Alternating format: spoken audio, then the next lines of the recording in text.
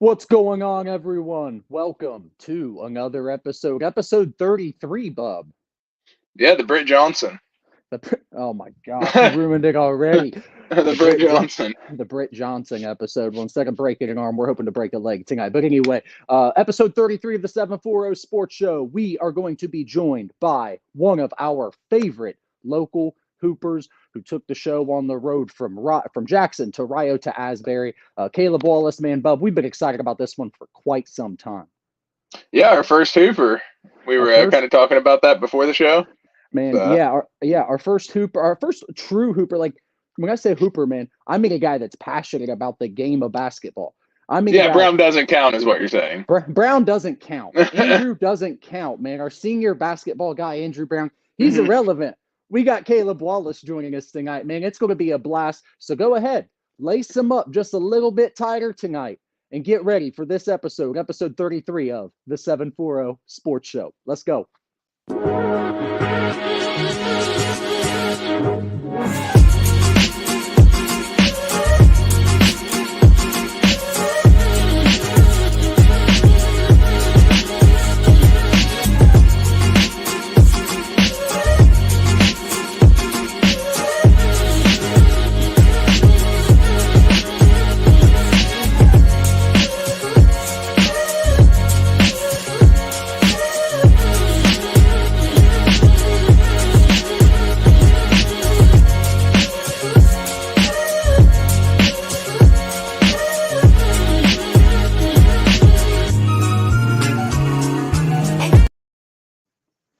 What's going on, everyone? Welcome to a very special edition this Saturday evening during March Madness, bub.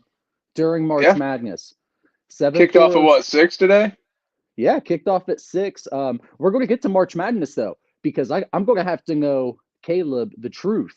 Wallace's. I got to know his thoughts on March Madness, man. He's going to have to get me through my Mhm. bracket. He's going to have to pick me up here. So we're going to ask him about some of that here. But, bub, we're going to have Asbury men's basketball guard, in all region guard, NCCAA. Bub, Caleb Wallace is here. 1,000-point scorer. Caleb Wallace joins the show. Let's just get right down to it, man. Caleb, welcome to the show.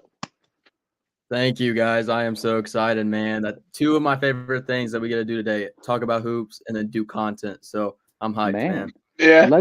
Dude, I am so happy you brought that up, man, because I know that's got to be something that you're looking to do in the future, and I can't wait to Yeah. get to life after hoops for you.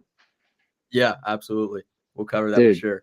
Dude, we'll get to it. We'll get to it. But before we start looking ahead, bub, we're going to look back because we got to make sure that this young man gets his much overdue flowers, bub. Much overdue flowers. Man, Caleb, brother, when I say inspiration, I don't say this about a lot of people, but when I say inspiration, man, inspiration to me, I think an inspiration to a lot of hoopers locally, and what you've done in your college career is astounding, man. And I want to just say congratulations for an outstanding career first. Thank you. Thank you. I got to admit, I almost called you Coach Landrum because it just feels right, from 7th grade Yeah, football or grade, whatever it was. But man. yeah, man. I got so many coaches that I still call coach. I was talking earlier in the week to I can't say it, Mr. Massey, who is now the athletic director at Jackson, and it's still Mr. Massey, man. I can't get to Wayland. It's never going to happen. It just is what it is. I think it's a respect thing, so I appreciate it, man. But let's get right down to it. You had an incredible season. You had what I would consider a golden career, man. You did so much with the opportunities that you had and that you earned that it's just incredible to me. But let's go ahead and start with the year, man. Let's go ahead and recap your season. 16.1 points per game, second on the team. 3.5 assists per game, which obviously led the team. You led the team in steals with 1.5 a game. Man, what went into your work in the offseason? What went into the work leading up to this that allows you to do all that, man? Man, it's been a good year. It really has. But as far as the work goes, it's kind of been the same as all my life, early mornings, sometimes 2-a-days. It was a little different this summer just because I started like an internship with Atomic Credit Union. So I didn't have quite as much time. But the work was the same. So yeah. Dude, it's crazy because you mentioned, obviously you got your thing going on the future side of things, that, lining that part of it up, man. But also, before we get too far into this, man, you got married over the summer. Yeah. So man, I want to give you a congrats on that, man. Congratulations on that, man. Excited for you guys. Yeah. Yeah, it was awesome. So I kind of forgot to mention that took a big chunk of my time too, is preparing. I figured I'd go ahead and assist you one, man. I'm gonna go ahead and pass you one here. We're I appreciate it. I don't know if Kayla's watching, but hey, it's not me for that if I didn't mention that. It's all good. It's all good. Like I said, both newlyweds. We'll get through it together, man. But congratulations. Between the atomic, your personal life's on point. Your personal life's on point, but your basketball life might even be further on point. 1,000 point scorer, man. You hit the 1,000 point milestone this year, I think in January. Talk to me about that, man. First of all, did you hit the 1,000 point mark in high school? I did. Yeah. Okay. I thought so, and kind of researched and couldn't remember, couldn't find out, and then to do it again in college, man, insane. Yeah. It was a lot of long hours. Me and Dad were in there all the time. You probably saw us at the Y quite a few times, I'm sure. Dude, I couldn't get rid of you guys. Yeah. I would leave. Of course, we'll get to some of the junior high football stuff here shortly, but if junior high football, you would go straight from that, and then you'd be doing basketball. I'd see you at the Y, and then I'd be going to class, and I'd catch you guys at Rio watching. And I was like, man, I can't get away from these guys. Yeah, I was a gym rat for sure. It's a great thing to be, and I'll tell you what, man. Three really great people to run into. You, your mom, your dad, Chris and Nikki, man. I'm gonna go ahead and give them their flowers, man. Raised some tremendous kids. Incredible family, man. So your parents are insanely, wonderful. What's it been like having their support through all this, man? Oh gosh, man, it's been great because I've went through, and I'm sure we'll get to it, but I've went through some really challenging times, throughout my whole career, from just being undersized, and the odds of me playing college basketball already wasn't very high. Right. So through that, and then through the transfer season, that was really tough, but they never made me feel like I didn't have their support. They would be there to give me wise counsel and lead me in a good direction, but they always ultimately, let me make my decisions and just supported whatever I decided to do. And even like with the content creation side, I was doing content when content was not cool. Like I was doing content when you were getting bullied for it. So they were supportive of that too. But yeah, I can't brag on them enough. Yeah, man. You like I said, you've got incredible support at home. Your parents are wonderful, man, and it's nice to know that they've had your back through everything, because you haven't had the easiest path to get to the college game, and then maintain a high level, as high level as you did, man. It wasn't just about getting there. It wasn't like you got there and made it, man. There were a lot of people that I heard say, maybe you should have stuck with baseball, or maybe you should have stuck with this or that. And like, you said, forget it, man. And you said, respectfully, you said, screw it. And I'm just going to shoot for this. Pun intended, Bob. Pun intended. I'm going to shoot for this, and I'm going to do it. Yeah, it's funny that you said that, because I was literally just talking to my family the other day, and it's baseball was my best shot, and football was probably my second best. I chose the sport that was my least possible chance of getting to play in college, and was fortunate enough to reach it. So, yeah, man, I got to tell you, because I was still around Jackson, of course, when I heard, we've all got our thoughts on specializing this and that. When I heard that you were going to go basketball full time, and I was like, man, I'm going to be honest with you, brother. I didn't know if that was the best decision, but I knew you had two great parents, and I knew that above all else, sports are sports, man. You were going to learn what you needed to learn, and you were going to figure out what you needed to figure out. And you had a passion for it. You could see that right away. But man, you did prove a lot of people wrong. And let's just go ahead and get to the height thing, man. We got a couple of pictures here, brother. You weren't the tallest dude in the world, man. We got a couple of pictures here Trav's going to find for us. Brother, I mean, there's you and I. That's 8th grade. That's 8th grade football. Anyone that makes you look big, Eric, right? Like anyone that makes me look big is saying something, man. Brother, against all odds. How tall are you now? I saw you're built at 5'10". Yeah, I'm legit 5'9", so they listed me up. Okay, wait. Hey, as far as I'm concerned, brother, you deserved it. There's the fight song. Okay, that was one of my favorite times. By the way, your mother, incredible photographer, incredible work. Your mother is wonderful at what she does, and I think she captured this one. I couldn't, obviously that far back couldn't find, but if so, Nikki, you do an incredible job. But man, so speaking of home. Speaking of sticking around, speaking of Jackson, all this and all that, you started your career at Rio. Mm-hmm. I'm going to get you your thoughts on that in a moment. Then you took the show on the road. You went down to Asbury. You said Asbury kind of felt like home right off the bat. Bub, it felt so much like home that they went 8-0 on their home floor this year. Did you know that? I got a question about that. You played 28 games and only 8 of them at home? Bub, don't even get me started, man. You don't even get me started. That is total bullcrap. You know what's worse? They have beautiful facilities too. Mm-hmm. Okay, but if you're only playing 8 games out of 28, that's a bunch of bullcrap. Yeah. So the issue is that we're in the transition from NAIA to D3, and the last 2 years, the last 2 years we've been an independent, which means we just got to pick up games, right? Right. And that sucks. Yeah. So no one was picking up games to come to us. It was always, if you want to play, you come play us at our place. Yeah. So. Right.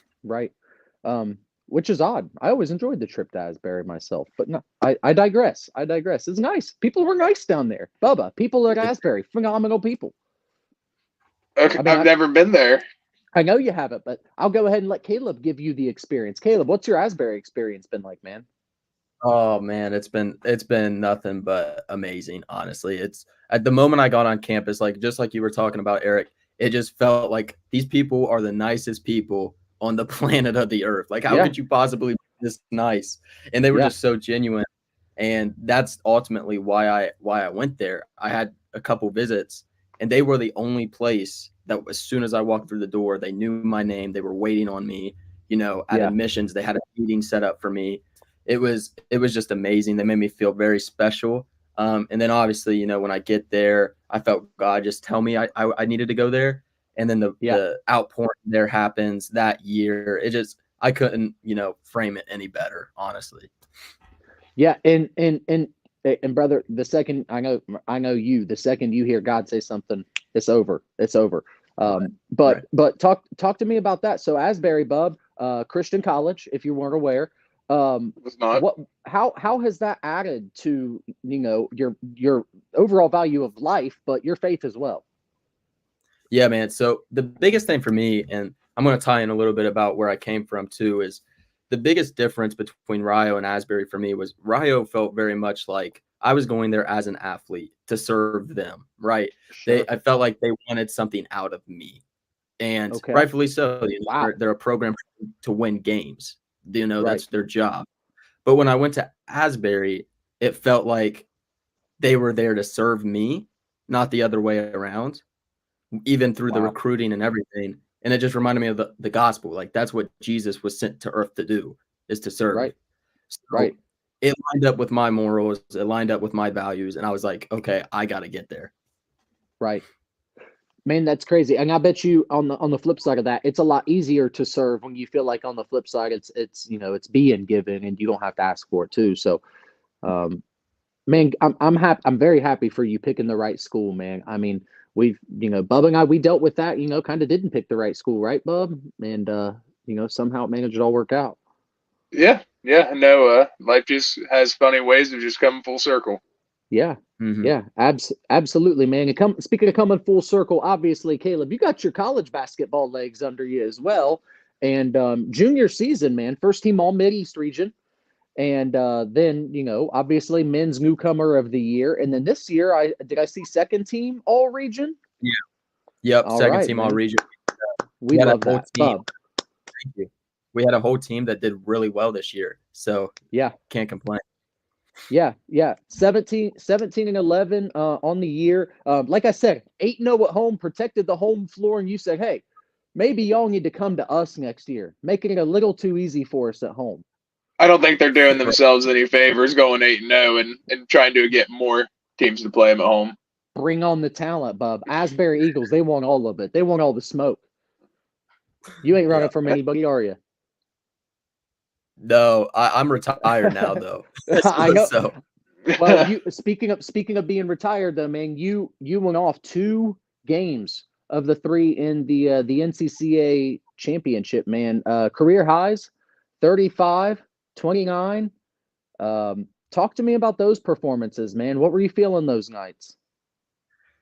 Just free. You know, I knew I had nothing to lose. Yeah. So I just played free, and that's when I play best. And I think that's when a lot of athletes play best. But I just felt really blessed because our last game, the regional final, we lost. So we thought our season was over, and I had a terrible shooting night. I didn't make a field goal. I had 1 free throw, and it was one of the worst games I've played as an Asbury Eagle. And I thought that's how I was going to have to remember the end of my career, you know. And to just get 3 more games, I took it as a blessing, and just went out there and played free because of that. And obviously, you know, it worked out. Yeah. Correct me if I'm wrong. I don't have these numbers right in front of my face. I got 35 the first night of the tournament, 10 in the second game, and then 29 to wrap it up. Yeah, that's correct. Okay, perfect, man. Yeah, man, just crushed it in the tournament. And one thing that's really interesting about the NCCAA tournament, and I, to be honest with you, don't fully understand it myself. Talk to me about the way that tournament ends. Y'all ended on a win in the NCCAA tournament. So talk to me about how that happens, man. How is that tournament structured? Yeah, it's a little different. So, you know, it's structured where you got NAIA teams in there, you got D2 teams in there, you also got D3 like ourselves in there. So it's a pretty competitive tournament, actually. A lot of people think it's a lower ball tournament, you know, but Cedarville was in it, and they're a great D2 program. Oh, wow. Yeah. They ended up winning it all. But the way that tournament's structured, the way that tournament is structured is that, you know, it's like a regular tournament, but you get a guaranteed 3 games. So as long as you're winning, it's treated like a regular tournament postseason. Yeah. But if you lose, you just go into like the toilet bowl essentially, and you just play some extra games. So okay, I'll tell you what, I actually like that setup, bub. Yeah, so they ended up losing on the second game and had to play 1 more. Okay, sure. So one in night 1, or I'm sorry, you won in night 1, or no, you lost in night 1, double overtime, right? Heartbreaker. Okay, and then you won night 2, and then won night 3. So we actually lost night 2 as well. Okay. So there's 8 teams in it, so it works out evenly to where, you know, the team that loses the first night plays the loser of the other games the first night. And it's basically, you know, we played for 8th place, and then there was another group that played for 5th place, and then obviously the 1st, 2nd, 3rd place was played as well. Okay. Dude, I love that, man, because it gives you a good chance to, you know, it gives teams a chance to end on, you know, gives teams a chance to end on a positive note. And like you said, man, play free ball. And that's what, you know, feels like that's what life's about, man. Just playing free ball, having fun. Yeah. So I enjoyed it too. I don't really like, last year it was different because when we lost, I was like, I don't want to play 2 other games just for like no reward, you know? Right. But when you're a senior, it is a blessing. Yeah. I'll tell you what, man, I did that in the hoop project, man, down in Gallipolis. Much lesser scale, much lesser talent of basketball, but hoops are hoops, brother.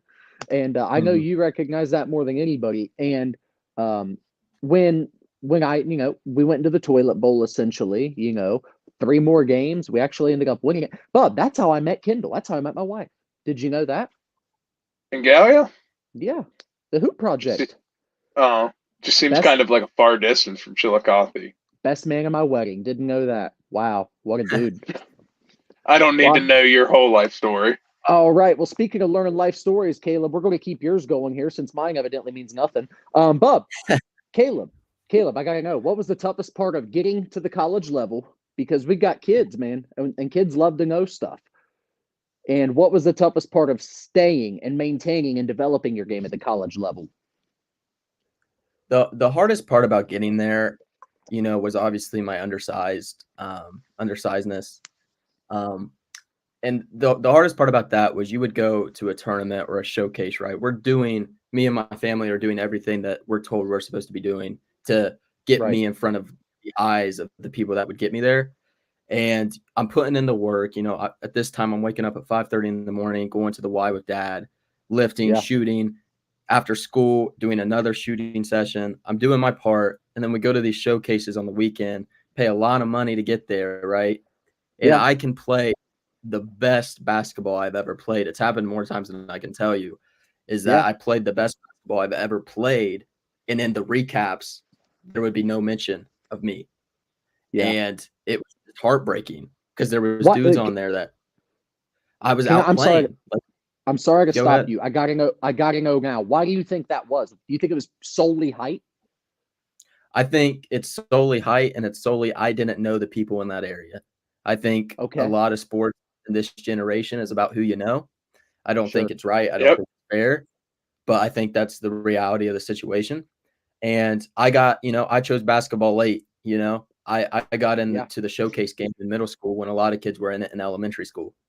And that was a disadvantage. That I would go to these showcases and I would outplay people, but because they've been in the system longer, they got always the nod ahead of me. And then obviously my height didn't help it at all either. So that was definitely the toughest part of getting there. And I would cry home. And there was even a like showcase I went to where they did like a personal evaluation of you. And literally like the test said he's too small to play at any high level of college basketball. And that was heartbreaking. And we paid money to get that recommendation. Right. That's what we got. So there was a lot of heartbreaking moments like that. And that was what made it tough to keep going at 5:30 in the morning. Like I've been doing it for 2 years. It's not working. It's kind of a little frustrating. You know what I mean? Right. So, for sure. So you get to the college level, you kind of get past all of the naysay to some degree, right? Mm-hmm. You step foot on campus at Rio, it doesn't work out. Fresh start at Asbury. What kept you going? Like obviously when you got to college, was it like, okay, I made it, now I can just work, now I can just prove to 20 people? Or what through your mind, man? Like, how'd that work? Yeah, it's funny. It's hard because I feel like you always need the why, right? We always talk about that. You always need a why to do what you're doing and to do it well. And it's funny because whys change. And like in high school, my why was to prove people wrong and make it to college. I did that. My freshman year, I wasn't on full ride. I was paying for some school. My coach that recruited me got fired. And I had a coach come in and try to get me to step away from the team essentially and like redshirt me, not let me pick out a locker. Right. I got a random number. So then it was, I want to prove this guy wrong, that I belong here. And I wasn't done any favors to get here. And the coach that recruited me, we were very close. So there was already a lot of talk of the only reason he's there is because of that relationship. That was a big thing at the time, man. And I'm glad you brought that up. Yeah. So my freshman year, it was, I'm going to prove this coach that I deserve to be at this level. And thankfully things worked out in my favor. I start the first game, and I was the 13th guy on the roster of 14. And I ended up being the starting point guard for the first game. So put on full ride for my sophomore year. And then it's like, gosh, what's my why now? I don't have to pay for school. I've proved this coach wrong. Then it was essentially, let's finish, what I started. And let's not just end on mediocrity. Let's strive to be the best I can be. And got through sophomore year. It was a really, really tough year for me. And it was really tough. And I walked away from sophomore year really not knowing what I was going to do. I would say there was about an 80% chance that I was sure I was stepping away. I'd receive a full-time offer with Destroying as his video editor, and Oh, I was like, wow. Whoa. Really? Okay. First of all, Hoops is sick. I had no idea. You didn't know that? That's Yeah. No. What do you mean? We know that? No. I thought it was common. My senior year of high school, I started editing for D. And oh, heck yeah. Yeah, I was his video editor for 2 years. And my sophomore year, I was telling him I'm not really enjoying hoops no more. And he was like, come out to Arizona. I'll pay your rent. I'll pay you this certain amount of money a month. You can be my full-time editor and cameraman. So my sophomore year, after I actually went to Arizona for a month and lived with him for a month and edited his videos, shot his videos for him. And I was at a decision. Do I take this job or do I keep playing hoops and going to school? Yeah. And I chose school. I can't wait to hear this. Right. Yeah. And ultimately, but I can't wait to hear why. The biggest reason why for me, and I'll be honest, I still sometimes wonder what if, right? Like, what if I took that? What would my life look like? But ultimately, I wouldn't have met my wife Kayla and started dating her.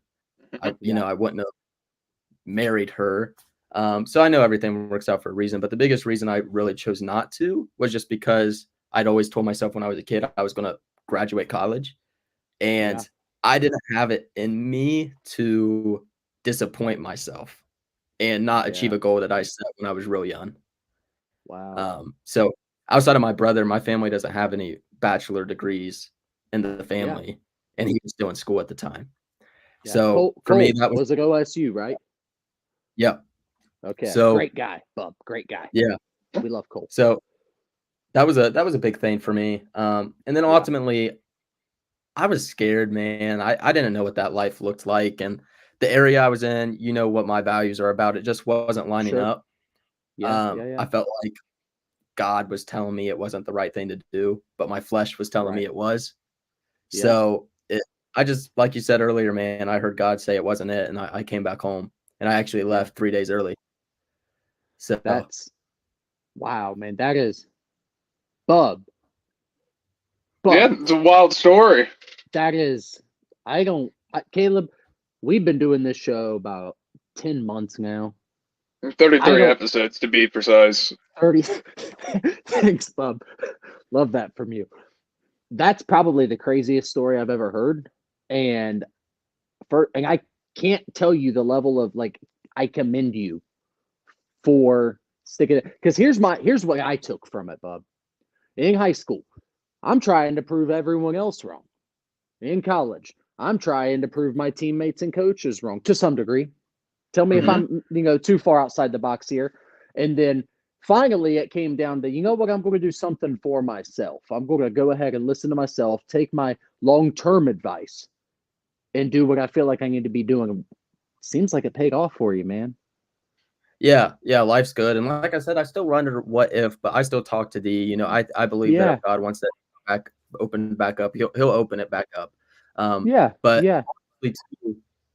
I was editing for people since I was 13, and it's obviously you guys didn't know that, but I felt a call that it was time to create stuff for me, and that's when I started my channel back up and started creating my documentary content. That's crazy. That's crazy. And it also, believe it or not, it's going to bring me to exactly where I hope to be in this show, which was what is next for you? What does life look like after hoops for you? CT Creative, all of that. But I'm going to tell you, man, had no clue of the destroying stuff. Had no clue. I knew you did some content stuff. My favorite work of yours is seeing those early videos that you used to shoot up at Hillcrest Pool, Bub. I used to love those videos, man. When you would post those, oh, man, those were insane. Have you seen the upgrades? Me? Oh, the no, pool Caleb, to Hillcrest. You been up there yet? No, I have not. Man, you got to get up there. If you're in town, you got to get up there. It's insane, Bub. They've done great work. Yeah, they did a lot. Looks a lot nicer. Still double rimmed, but hey, fresh lines, fresh pavement, nice nets. It's nice, man. Get up there. But hey, I will. Before all that though, CT Creative. I gotta know, man. You're getting a business administration degree. You've got your content thing going that's almost 10 years going now. Talk to me, man. What's next? Yeah, so I graduate at the end of April. And then I actually got accepted into OU for my master's program. So Okay, I'll be doing that. congratulations. Thank you. So I'll be doing that, and then I'm working at Atomic Credit Union full-time as a creative content manager there for them. Okay. All right, man. Just thing So- after thing after thing, brother. Yeah. As the content goes, man. So CT Creative has shifted a little bit to CK Love Stories. It's a wedding business that I do with my wife now. Okay. So we do photo and video for weddings in this area, and we've already booked up this year. Next year's looking good too. So we're doing well there. And then as far as personal content, man, I'm in love with this for years now. I've been in love with this hybrid athlete training, where you're running and you're lifting. But I've never been able to do it because as a basketball player, that's not the training you want to do. Right. So I had to always prioritize basketball specific lifts. But dude, I want to start documenting the hybrid athlete lifestyle.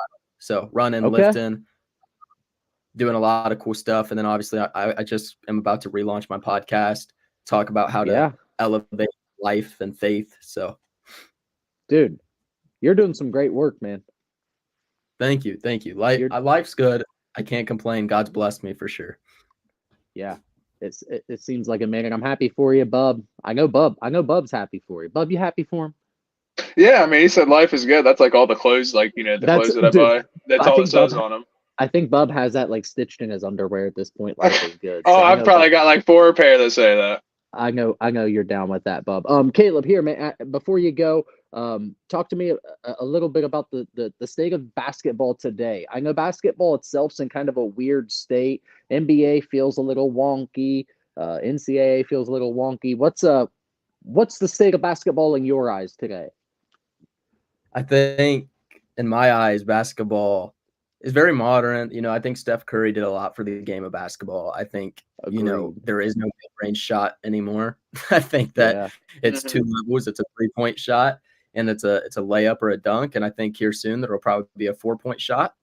And, you never know how it'll go. But I do think that defense has really taken a step backwards. I mean, when I was in high school, I averaged 24.5 my senior year. And that was like big deal. That is a huge deal around here. Back then, that was a huge deal. There was 2 in Ohio that was averaging more than me at the time.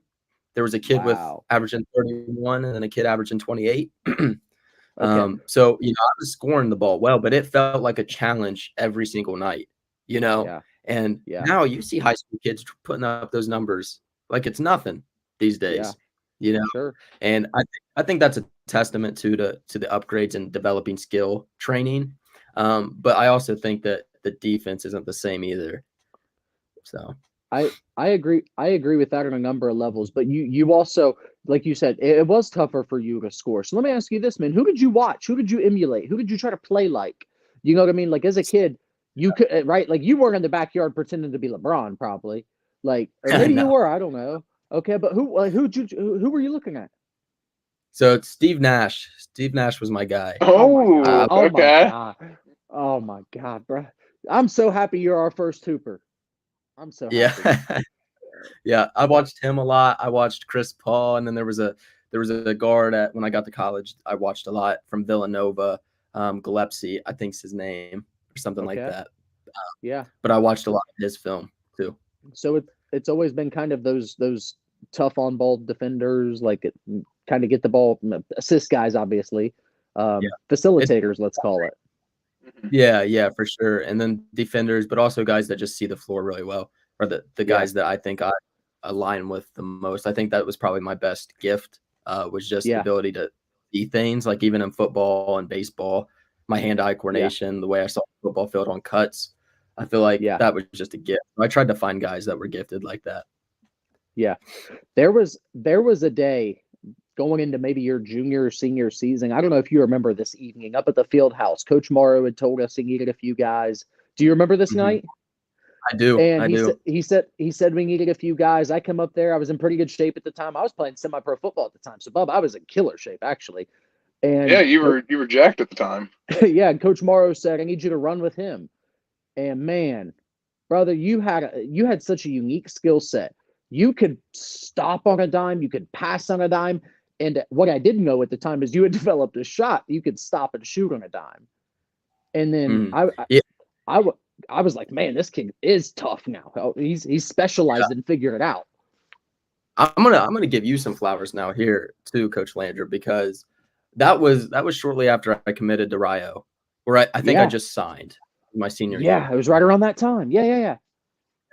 And I had just signed, and I remember going. You guys know Southeastern Ohio Preps. I'm sure you've heard of it. Yeah, of course. Yeah. There had been multiple guys writing like, he can't play there. Who's he gonna guard? He's too small to play at that level. And you, not knowing probably any of that, tweeted that night about how the future was going to be bright for me in the basketball program. I do remember that night. Yeah. And I remember it meant so much to me, man. Just like you supporting me like that. You were one of the OGs, man, for real.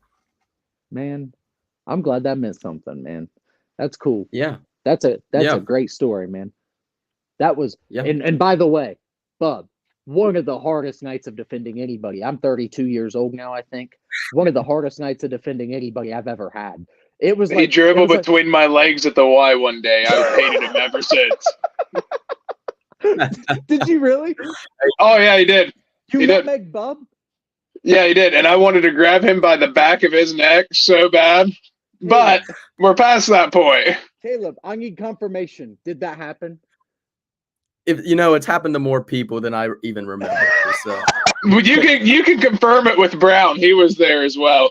It was on the second far court. Oh my God. We were playing full court at the time, which is stupid. I should never be playing full court basketball. But yeah, we were just right on the sideline. I was like, yeah, I'm gonna he's either gonna go out of bounds or he's gonna have to go through me.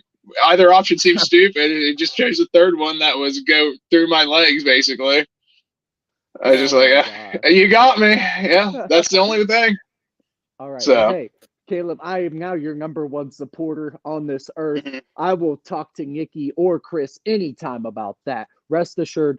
Man, I'm going to, hey, thank you so much for joining us, man. I appreciate you taking the time, and this has been a blast, brother. Yep. Yeah, I just want to say this, man. Like, one, you guys know I'm a nerd about content now. I love it. Oh, but dude. Yeah, it's awesome. Dude, for sure. What you guys are doing though for this area, man, I'm so happy that you guys are doing this, because there needs to be more light shined on the athletes here, because we got some special people here, man. And you guys are really doing something special, highlighting those people, and it makes a difference, and it means a lot to us. And I wish you guys were doing this when I was in high school, but I know that a lot of high school athletes appreciate it. So you guys just keep it up. Let me know if there's anything I can do to help you guys through it, and I'll be there. Wow. Yeah. Wow. Man, we appreciate, brother. Thank you. The kindest words I think we've ever received on the show, from maybe the kindest dude we've ever had on the show. Caleb Wallis here, 7-4 Sports Show, episode 33. Caleb, before you go, we appreciate the kindness. We appreciate the love. Do you have anything you want to say? Do you have anything you want to put on? It's Easter weekend. The floor is yours, brother. Yeah. The one thing I always say, like, especially the athletes now, is the sooner that you can make your sport not your identity, the better off you're going to be in life. Wow. I made basketball who I was for so many years. And when I struggled and thought I was going to lose it, I thought I lost my life, Right. And so many athletes go through that. But, make your identity in who created you, but also who you were created to be, not what you do or how you perform. And trust me, that's going to be a lot more freer for you. So that's all I got, man. Wow. Man, some of the best words we've ever heard. One of the nicest guys we know. Caleb Wallis here, episode 33 of the 7-4 Sports Show. Caleb, thank you so much. You're an inspiration, your dedication, your commitment to your craft, and your commitment to who you are as a person, man. Thank you so much for joining us, brother. Yep. Thank you guys. Happy Easter. Tell your family we said hello. Thanks so much. All right, Bub. That was crazy. Yeah, that was probably the best story. Best just overall kind of just discussion we've had with somebody. So, Yeah, man. great episode. Great episode, man. Caleb Wallis here joining us, man. And Bub, some of the greatest words we've ever heard on the show. I don't want to speak out of turn. What a dude. Yeah. No, he's had a lot going on through his life and everything. He's kind of got and he takes everything that happens in his life and moves forward with it and uses it to progress himself into a better person. So he's turned into a really, really good person. Man. You know, he wasn't a bad kid or anything. I just remember the short little kid from your 7th grade team that you would always talk about. Yeah, and then he ended up growing up and nutmegging me. So, you know. Oh, he did it to you. Just add that to another story. Yeah, I mean, it was probably. I mean, I was skinnier. You know, I was probably around my 280 days. 280, bro. Oh, I could have just grabbed him by the back of his shirt and just drug him backwards. A horse collar tackled him or something. You could have Draymond Greened him, bro. Yeah. You can confirm it with Brown. Oh my gosh, that was the greatest story I've ever heard in my entire life. Okay, Bub. Well, we Mm-hmm. we gotta wrap this up. Before we go, I gotta know, Bub, who you got winning this tournament now? What's your bracket looking like? Not Illinois. My bracket started with Auburn winning it all, and that was crushed day one. So, okay. You know, I'm gonna go. I mean, UConn's just absolutely throttling Illinois right now. I've had Purdue since day one. I've had Purdue. I mean, I'll go with Purdue as well. They were my runner-up. So, I mean, I have to kind of default back to them to win it. And, you know, Zach Edey and everything. He is a stud. I like Duke as well. Duke is another one. All right. Keep your eyes out for Purdue and keep your eyes out for Duke, both playing tomorrow night. Bub, before we go here, let's take a quick look ahead. This Wednesday, April 3rd, 7 p.m., we're going to have a very special guest on the show, Ainsley Weaver, Bub. She's going to join us for episode 34. And if you're not familiar with Ainsley, let us learn you on some Elks Hoop Shoot for just a moment.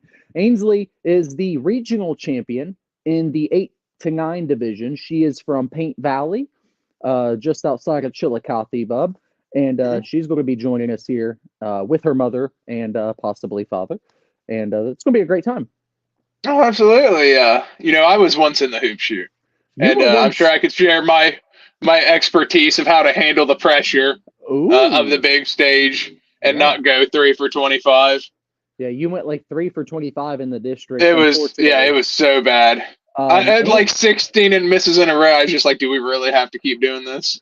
Ainsley won the regional with a comfortable 23 of 25 free throws. Yeah, she's significantly better than what I was doing. So we're really looking forward to having Ainsley join the show here. So that'll be next Wednesday, April 3rd, 7 p.m. Ainsley Weaver, her and her mom Tara, are looking to join the show.